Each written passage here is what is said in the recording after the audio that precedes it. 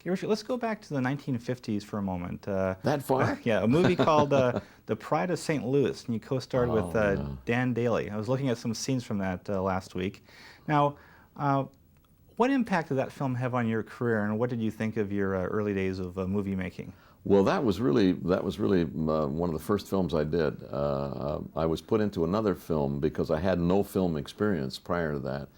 And of course, The Pride of St. Louis was a story of Dizzy Dean and Daffy Dean, the two baseball-playing, pitching brothers. That was my entrance into the film business. I had done a film before that called Red Skies of Montana with another young actor named Charlie Buczynski, who later became Charles Bronson. I had one line, he had no lines, and we played smoke jumpers that get killed jumping into a forest fire. That was a wonderful experience for me. It was a nice film to start because it was a nice company, and you know, it got me off the ground as a motion picture actor, because in those days it was very difficult to go from radio, where I began, to television, which was the second step for me. But I went with a series, Armis Brooks, that went from radio to television, and then to become a movie actor. That was another step forward in my career. Okay.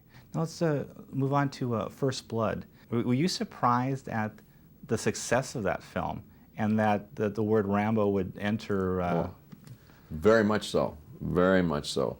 I was not surprised at the success of the film so much, I don't believe, because when I read the script, I thought it was a terrific adventure story. I thought it was a wonderfully constructed motion picture. I thought it had a wonderful theme that had not really been dealt with in motion pictures. I felt that the audience was ready for that kind of film. That did not enter into my decision to do the film. My decision to do the film was because they asked me to. You know, it was that simple. But in reflecting on it, I really felt that it was a film that would be mildly successful. Certainly, just by nature of its adventuresome story. Now let's move on to 1968. You were a presenter with Elke Sommer at the Oscars. My gracious! Now you presented the Best Sound Effects editing, or Best Sound Effects Oscar. Now, if you gave me $12 million, I cannot remember to whom it was presented and for which film. So you've got me. You got me on that one too.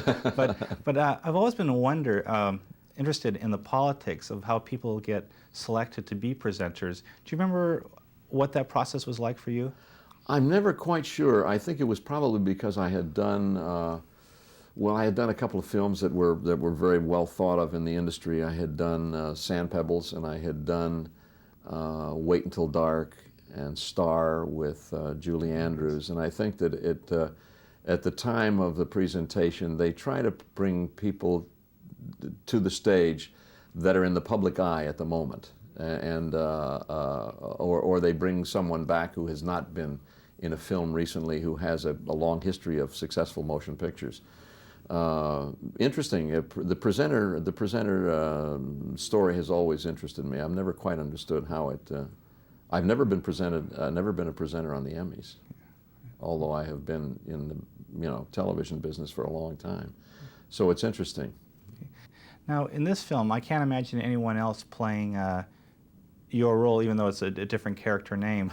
But when they were writing this, did you know if the filmmakers were a little maybe apprehensive about asking you whether you'd be willing to... No, I don't. I've got to ask Jim Abrams about that. I know that he called me and wanted to meet with me and talk to me about playing this character. And so when I met with him and read the script first before we went in and had a very lively and friendly discussion at his home, I was very much taken with him, first of all. And I thought that it would be a marvelous experience to work with him in this film, with this cast. Now with Sylvester Stallone, now I don't know how aware he is of this film. I asked him. I asked him because we may do another Rambo. It's been in the works now for the past 2 years, and I'm told that it will be done sometime within the year. So I don't know what the story is, I don't know what it's about, and I don't know what my contribution will be to the film, but I know that the character is certainly in the film. And I wanted to make sure that that there would be no misgivings about my appearance in this film on the part of the producers and Stallone, particularly Sly. Yeah. So we had to talk about it. I think it would be terrific. I think it would be funny. I think he's going to love this film. I think he's really going to laugh. He's going to enjoy it. Okay, great. All right. Oh, we've got 30 seconds. One quick question. Mementos. Over the years, what kind of mementos have you kept from your various films? Interesting. I've kept my Green Berets from the Rambo films, and from this film. I've kept my Luke McCoy shoes. I wore those shoes for 6 years through 234 episodes and never had them half sold. I'm thinking someday of doing a shoe commercial for those shoes. They don't make them anymore, but they should.